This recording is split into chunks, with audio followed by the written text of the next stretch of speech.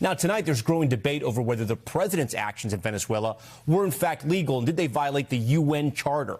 Joining us tonight to discuss it all is U.S. Deputy Attorney General Todd Blanche. Mr. Blanche, thanks so much for joining our broadcast tonight. I know you're incredibly busy. I do want to start, though, with the UN Charter, which the U.S. has signed, saying it won't attack a sovereign nation.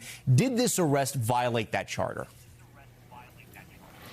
Hi, how are you? No, absolutely, positively not. And any real debate around that should have been settled by what's been discussed since what happened on Friday night and Saturday morning. The United States has an absolute legal right to go and arrest people charged with horrible crimes, including narco-terrorism, which is what these two individuals are charged with. And so this was not an invasion of a country. This was not us going in and doing something that violates any international law. It was us going and securing the arrest of two individuals wanted for very, very serious crimes in the United States. But as you know, there are a lot of questions about the legality of all this, and Maduro himself in court said he was kidnapped. What was the Office of Legal Counsel's role in all of this? Did they have a role? Did they offer a new opinion ahead of this operation? The Department of Justice, the Department of War, the Department of State, the White House, we of course did everything within the law. There's no doubt. The fact that the defendant today suggested he was kidnapped, he was handcuffed and taken into U.S. custody to face charges in a U.S. courtroom like thousands of defendants are across this country every year. And so, yes, of course, we operated within the law. We don't do things that are outside the bounds of the law. And any question to the contrary, especially now that we've seen the indictment unsealed. We've seen what happened since Saturday. He's now appeared in federal court along with his wife, and they have counsel. They will get their day in court. But no, there's no violation of law. What we did was not only right and not only legal, but it's what the American people expect us to do when we file charges against individuals like him. Was the Office of Legal Counsel consulted on this? Did they weigh in? Did they sign off on this? We don't. The Office of Legal Counsel consults the Department of Justice, the Department of War on all kinds of issues. I'm not going to get into any discussions in particular that we had with OLC on this particular mission, but suffice to say, there is no doubt that what we did was legal, and there's no doubt in my mind, and there shouldn't be any doubt in any Americans' minds that what we did was legal. Let's talk about the details of this case. The indictment reads sort of like a movie, if all that evidence is true. In your opinion, after seeing sort of the indictment, working on this case, what is the key piece of evidence? Even if the judge upholds this, how are you going to tie Maduro to all of this? Well, when you say even if the judge upholds this, he's been indicted by a grand jury in New York for the second time. I mean, to be clear, what this 2025 indictment showed is that the conspiracy that was alleged up through 2020 when he was indicted the first time just didn't stop. He continued, as alleged, the work that he was doing, helping to orchestrate a major international infrastructure that brought tons and tons of cocaine to the United States. And he continued doing that, as alleged in the indictment, up until 2025. And so this is, like I said, he'll get his day in court with a jury of his peers in New York. And as alleged, like you said, it does read a little bit like a movie. This was an infrastructure and a very organized group of individuals from all over the world, different gangs and different terrorist organizations that work together to bring drugs into this country. And that's what I expect the evidence in trial will show. But if you could share with our viewers, what is the strongest piece of evidence? I mean, do you have cooperating witnesses that are going to walk a jury through exactly how Nicolás Maduro, who was the leader of Venezuela, was tied to this drug smuggling? Well, so I'm not going to talk about the types of evidence that we have beyond what's in the indictment, but I think one thing should be obvious to folks watching tonight, which is that the original indictment, there's already been several individuals who have pled guilty to the charges alleged in that indictment. There's no doubt that the Venezuelan government has been part of a massive effort to bring cocaine into the United States for a very, very long time. And so, yes, we'll prove this case like we prove every case in federal court. I expect there'll be witnesses. I expect there'll be cooperating witnesses. There'll be documentary evidence. And at the end of the day, as alleged, we will prove beyond a reasonable doubt what's charged in the indictment, those 4 counts, not only against Mr. Maduro, but against his wife as well. I want to walk you through some of the allegations and our viewers as well. Here's one section of the indictment. By in or about 2020, the State Department estimated that between 200 and 250 tons of cocaine were trafficked through Venezuela annually. The maritime shipments were shipped north from Venezuela's coastline using go-fast vessels, fishing boats, and container ships. I know this is not a court of law, but I am curious. How do you go from there directly to the head of state of Venezuela?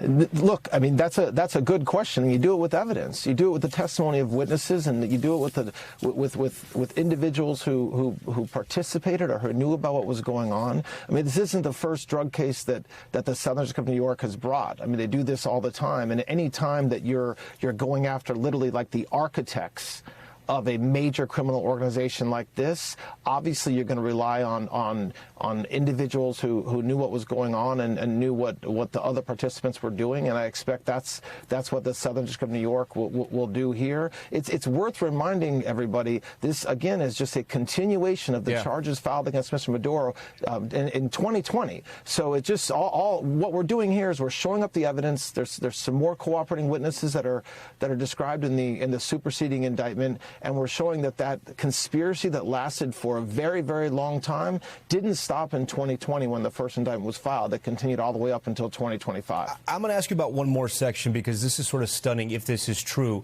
Between approximately 2006 and 2008, while acting as Venezuela's Minister of Foreign Affairs, Maduro sold Venezuelan diplomatic passports to individuals that Maduro knew were drug traffickers in order to assist traffickers seeking to move drug proceeds from Mexico to Venezuela under diplomatic cover. Now here, Mr. Deputy Attorney General, you have a direct link where you're accusing Maduro of essentially making fake passports and giving them to drug dealers. How do you prove that? Again, look, and it's not just, that's not me saying that. That's an indictment that's brought by a grand jury sitting in the Southern District of New York. And the way you prove that is exactly as you can imagine. I expect there will be testimony from witnesses who either participated in that event or were aware of those passports and of that conduct being conducted. That's what I expect the grand jury had to hear about when they were considering whether to vote on that indictment. And that's exactly what a jury will hear about if there's a trial in this case. You are right. This does read a little bit like a movie, and the idea that this conduct was able to happen for so long.